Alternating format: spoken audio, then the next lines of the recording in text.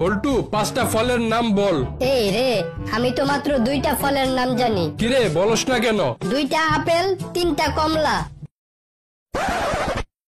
আচ্ছা বল্টু, এমন একটা জিনিসের নাম বল যেটা পুরুষ বানিয়েছে কিন্তু কোনো পুরুষ মানুষ সেখানে যেতে পারে না। Sir, ladies toilet. কিরে, তুই আমার পানিটা খেয়ে ফেললি কেন? আরে বাইরে যে গরম পড়ছে, তা তোর মন খারাপ কেন? আরে বলিস না, আজকে দিনটাই খারাপ। কেন, কি হয়েছে?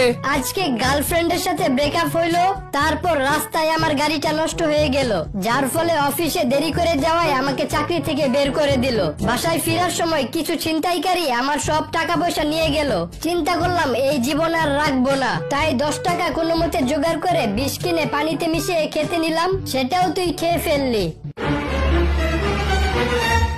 আমরা এত কষ্ট করে 6 থেকে 7 দিন ধরে একটা ভিডিও বানাই, কিন্তু সাবস্ক্রাইব করতে 1 সেকেন্ড সময় লাগে মাত্র, তবুও তোমরা সাবস্ক্রাইব করো না। আমরা তো তোমাদের কাছ থেকে আর কিছু চাই না, শুধু একটা সাবস্ক্রাইবই চাই।